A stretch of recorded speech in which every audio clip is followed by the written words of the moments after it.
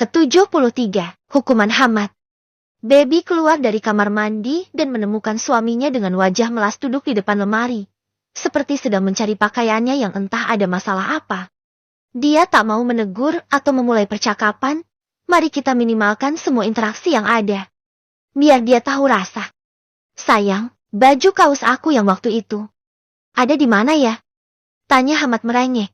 Dia seperti mengobrak-abrik pakaiannya sendiri. Padahal itu baju ada di depannya. Malesin banget. Ketahuan dia alasan aja. Baby melengos dan main jalan aja di depan lemari dan ia mengambil kaos itu, kasih ke pangkuan suaminya, lalu dia menuju kasur untuk menyisir dalam diam.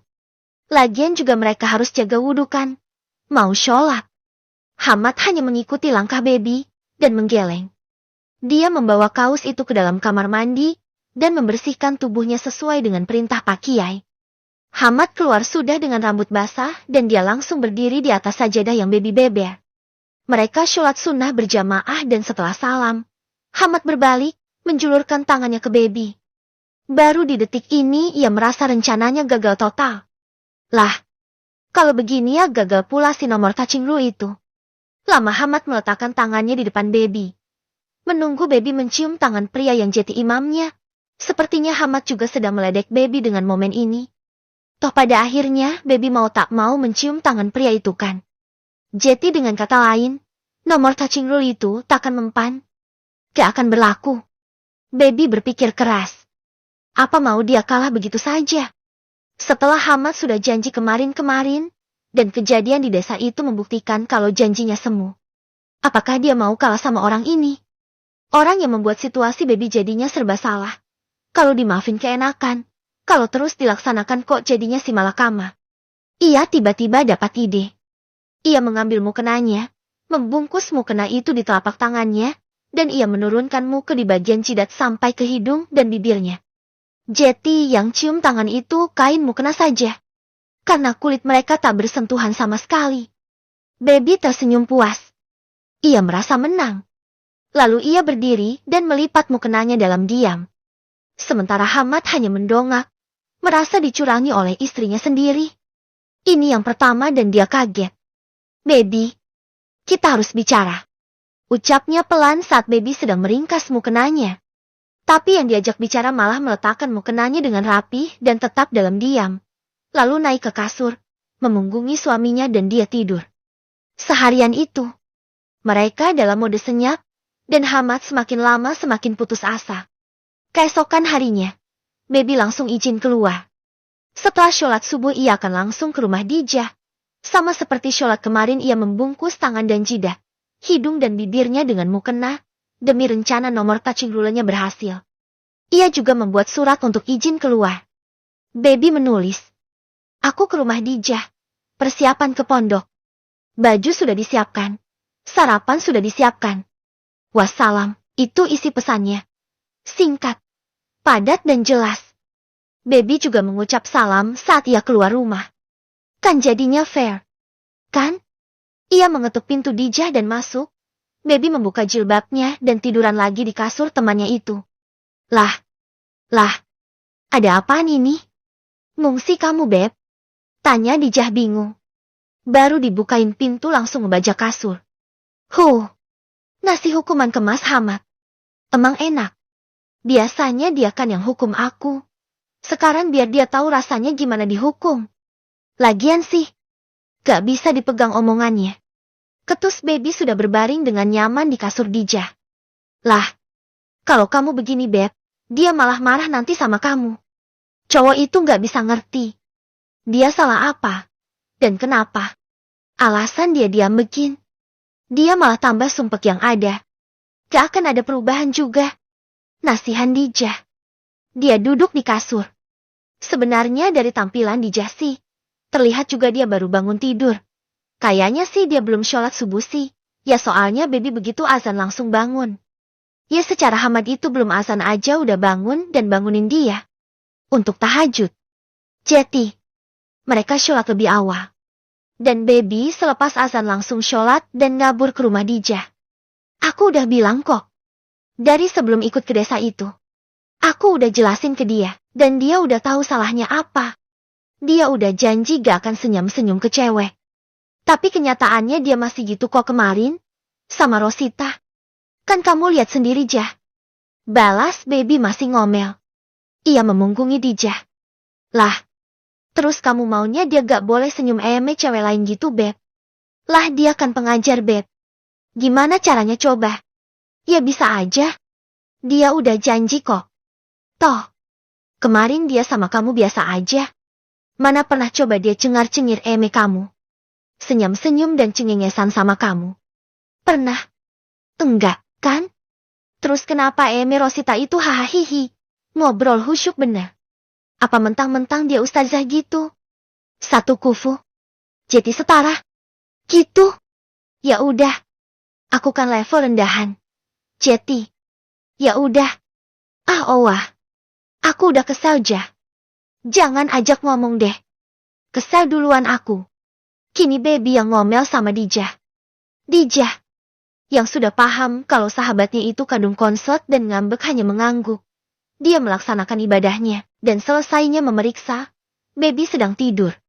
Kayaknya Baby beneran kesal sama suaminya. Entah apa yang terjadi. Dijah tak bisa menebak, yang jelas Baby sepertinya sedang ngambek sama suaminya. Tak lama ada ketukan pintu. Dijah masih dengan mukenanya. Sudah bisa menebak kalau itu adalah Ustadz Hamad. Waalaikumsalam. Ia membuka pintu sedikit dan menemui pria itu. Ya Ustadz. Ada apa? Baby di sini. Dijah mengangguk. Dari wajahnya Dijah bisa lihat kalau Ustadz Hamad juga serba salah. Mukanya susah. Seperti orang yang benar-benar terhukum. Kamu benar ke pondok hari ini? Ya iya sih, tapi agak pagi-pagi banget sih Ustadz. Baby ngapain di dalam? Tidur. Ustadz. Maaf, tapi ada baiknya. Dibiarkan dulu. Biar dia tenang sendiri. Kayaknya dia emosi banget deh. Baby yang saya kenal gak ngambekan Jeti kalau dia sudah ngambek model begini. Artinya dia sudah sakit hati sekali. Sudah dipendam lama mungkin. Jeti. Dibiarkan dulu. Kasih space. Baru nanti diselesaikan. Baby itu gak suka dendaman kok Ustadz. Palingan dia stres mendam kesal jadinya begini. Butuh waktu sendiri. Gitu. Ya, baik saya ke pondok. Saya minta tolong ya Jahya. Saya kontak kamu untuk nanya kondisi Baby. Siap Ustadz. Terus. Ustadz sudah tahu kan masalahnya di mana? Tanya Dijah. Dia masih berpikiran kalau para makhluk bernama lelaki itu takkan paham salahnya di mana kalau tak dikasih tahu. Karena saya ketawa sama Rosita. Jawab Ustadz Hamad. Iya, tapi ada lagi Ustadz. Dia merasa kecil hati, karena Ustadz hanya ramah dan baik. Ketawa ketiwi kalau perempuan itu ustadzah. Sementara orang biasa seperti dia dan... Ya misal, seperti saya. Dijutekin sama Ustadz. Dia mempertanyakan kenapa Ustadz memperlakukan orang berberda. Juga ke dia. Di awal. Apa karena beda level? Kurang lebih gitu Ustadz. Maaf, bukan saya ikut campur ya Ustadz. Hanya saja, kadang perempuan itu lebih kompleks pikiran dan perasaannya. Takut Ustadznya gak paham aja. Jelas Dijah dengan sabar dan tenang. Gitu ya? Saya juga kurang paham. Padahal saya sudah klarifikasi. Tapi kok dia masih ngambek? Gumam Hamad. Ya soalnya kemarin Ustadz kan ramah dan ketawa ketiwi ke Rosita itu. Oh ya. Ustadz, maaf. Tapi kok Rosita itu tak tahu sih mengenai ini. Maaf. Maksudnya seharusnya kan sudah dikasih tahu terlebih dahulu. Karena dia warga sana. Dan lama di sana. Jeti seharusnya dia tahu, kan? Hamad mengangguk kecil. Saya paham maksud kamu. Ini sedang diurus sama Gus Hanan. Doakan saja cepat beres. Gus Hanan yang handle sendiri. Dan dia gak mau ada lanjutannya mengenai perempuan yang sudah dipilih itu. Maksudnya Baby. Jeti. Ada baiknya juga. Nanti kalau saya ke sana. Baby ada di sini. Kami sih harapannya kamu masih di sini Jah. Tapi karena Pak Kiai yang dawuh. Ya kamu wajib nurut. Ke pondok. Ustadz. Terus mau ninggalin Baby sendirian gitu? Sementara Ustadz ke sana. Tanya Dijah Jeti panik. Dia memahami kalimat Ustadz Hamad seperti itu. Gak sekarang. Tapi ya, mau gimana lagi? Gak mungkin Hanan sendirian, kan? Dan hanya ada Rosita di sana. Ya Ustadz. Tapi baby ini gak bisa ditinggal sendiri kalau sedang seperti ini. Ada baiknya dia ditemani. Pinta Dijah. Ia Jettinggan masuk pondok setelah bertemu dengan Ustadz Hamad. Jah, gak apa. Ada suara dari belakang. Baby menyahut dari belakang. Dia sudah bergamis lawaran dan jilbab rapi. Ia juga sudah mencangklong tasnya. Aku mau ke kampus kok. Mau ada belajar bersama di rumah temanku. Persiapan buat matkul baru nanti. Dia itu Asdos Nirmala. Jadi nanti kita udah prepare. Dekat sini kok, palingan aku seharian di sana. Ucap baby sok sibuk memasukkan semua barangnya ke dalam tas. Padahal mah gak ada sama sekali. Tanpa diizinkan dan tanpa meminta izin, Hamad masuk dan mendekati baby. Dijah menunggu di luar dalam diam. Baby, kita harus bicara. Dep, ucap Hamad pelan. Oh, ya. Besok ya. Aku sibuk. Silahkan urus-urusannya si Rosita itu aja sama desanya. Sama siapa kamu ke sana? Tanya Hamad tegas. Ia bahkan mendekat lebih dekat lagi. Sampai dadanya bertubrukan dengan tangan baby yang sedang sibuk membolak-balikan kitab. Padahal, dia mau belajar matkul biasa. Dan dia megangnya kitab Fathul Qarib. Gak nyambung ya. Tapi dia nyari alasan dan kesibukan aja sebenarnya. Sendiri. Balas baby cuek. Ada berapa orang di sana? 15. Atau 10. Mungkin. Ya gak tahu. Siapa aja yang mau ikut? Ya gak tahu. Ucapnya cuek lagi. Ada lelakinya. Ya mestilah. Asdosnya juga laki kok. Mahasiswanya ada 10-an yang laki. Jadi 5 doang yang perempuan. Aku antar. Ucap Hamad dengan nada tegas. Gak perlu. Hamad yang maksa nganter dan baby yang maksa gak mau diantar. Lalu karena adu mulut itu. Dijah datang menengahi. Maksudnya baik. Biar sepasang suami istri ini gak berantem di rumahnya. Ya bukan rumahnya juga sih. Tapi kan konsepnya gitu. Apa biar aku aja yang anter ya? Tanyanya ragu. Dia malah dapat jawaban seragam dan sama galaknya dari kedua insan yang sedang dalam masa tidak baik-baik saja. Gak usah. Keduanya berucap bersamaan. Dijah sampai mundur 2 langkah karena kaget dan menggeleng. Wow. Jodoh banget ya. Gumamnya. Akhirnya dia memilih menonton saja drama rumah tangga antara Ustadz yang kurang peka dengan istrinya yang masih berjiwa sangat muda, alias labil. Tapi kalau dirinya diposisikan sebagai baby, Dijah akan melakukan hal yang sama sih. Aku yang antar. Baby.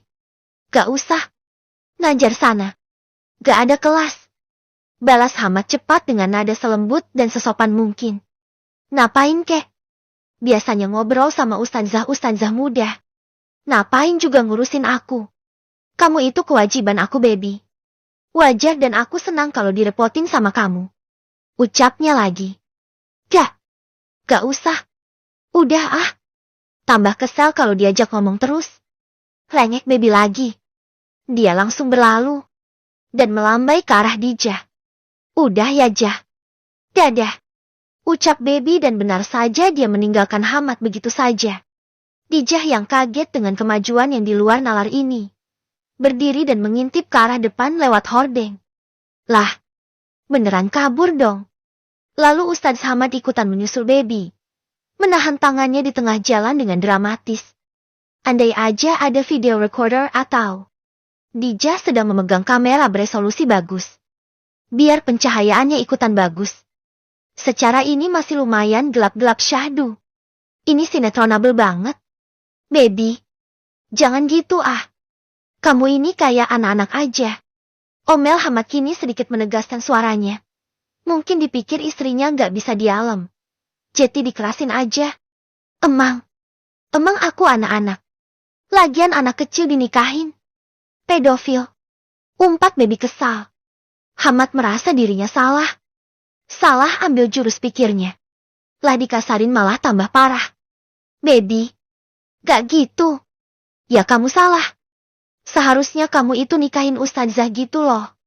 Biar seimbang, bukan aku. Salah makanya. Kamu salah nikahin orang. Aku juga. Gak seharusnya aku makan hati begini aja. Giliran aku aja. Ngobrol Pak Baim kamu ngambek segala dan aku janji gak akan ngobrol-ngobrol dia. Padahal dia baik banget dan sering mau traktir dan bantuin tugas aku. Aku jadinya ngehindar. Demi apa? Demi bisa nurutin maunya kamu. Kamunya, mentang-mentang ada perempuan dengan level sama dengan kamu. Seenak hatinya kamu hahihi sama dia. Aku, gak boleh. Kamu, bebas. Lah, gak fair itu namanya. Gak adil. Ketus baby. Ucapannya tak keras. Tapi begitu mendalam sekali didengar telinga. Baby, gak gitu. Hamad masih mengeratkan pegangan tangan pada baby, agar perempuan itu tak kabur lagi. Dilepas. Baby melepas pegangan tangan itu. Gak usah pegang-pegang deh. Elah, aku udah telat. Udah ditungguin orang-orang. Walau bukan ustadzah. Masih ada orang yang nungguin aku walau cuma buat belajar bareng. Ya setidaknya mereka menganggap aku manusia selevel sama mereka. Bukan orang bawahan. Keluar juga unek-uneknya. Rasanya sesak di dada. Sudah plong begitu aja. Siapa yang nganggep kamu orang rendahan sih? Aku tanya. Apa pernah aku memperlakukan kamu seperti orang di bawah aku? Tanyanya dengan wajah melas. Kalau melihat wajahnya, baby juga jeti kasihan dengan Hamad. Secara dia ada bakat bikin orang takluk dengannya. Dengan aura, cara bicara dan ekspresi wajahnya itu. Ya itu juga yang terjadi pada baby kalau dia marah. Dulu-dulu, dia akan luruh dengan sendirinya. Ya jadinya, yang rugi dirinya sendiri juga kan. Kini dia sudah menguatkan tekad, takkan lagi terperdaya dengan kekuatan itu. Dia akan ngambek dalam waktu lama. Ya setidaknya sampai batas ngambek diperbolehkan. Minimal 2 hari lah. Bertahan. Jangan luruh. Biar dia tahu. Kalau baby kalau ngambek itu beneran, gak gampang dibujuk. Hilih. Enak aja. Baby pada akhirnya bisa lepas juga dan jalan cepat menjauhi Hamad. Pria itu tak mengejarnya. Dia sudah ada di tengah jalan menuju kampus. Dan kini ia memelankan langkahnya. Dia tahu dia tak dikejar. Dan ada rasa kecewa di dalam dadanya. Kok gak dikejar dirinya itu? Terus, kalau dia jalan cepat ke kampus, menuju kosan temannya itu, gak ada orang di sana. Hanya si pemilik kos saja yang ada. Itu pun juga anak lelaki. Masa iya baby mau bertamu sendirian? Gak mungkin. Walhasil, baby nungguin di depan tukang bakso yang belum buka. Iya benar. Menyedihkan emang. Tapi ini kok jadinya baby yang terhukum ya? Kayak dia kena sendiri sialnya. Padahal yang mau dihukum itu Hamad.